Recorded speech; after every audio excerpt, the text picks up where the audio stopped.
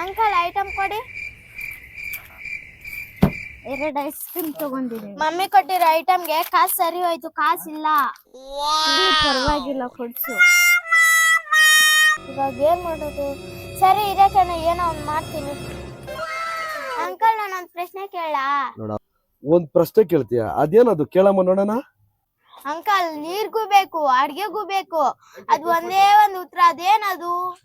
ಆ ಕ್ವಶನ್ಗೆ ನಾನು ಆನ್ಸರ್ ಮಾಡ್ಬಿಟ್ರೆ ನೀವು ನನಗೆ ಏನ್ ಕೊಡ್ತೀರಾ? ಅಂಕಲ್ ನಾವ್ ಐಟಮ್ ತಗೊಂತೀವಲ್ಲ, ಮಿಕ್ಕಿದ ಕಾಸು ನಿಮ್ಗೆ. ನೀವ್ ಹೇಳಿಲ್ಲ ಅಂದ್ರೆ ಐಸ್ ಕ್ರೀಮ್ ನಮ್ಗೆ.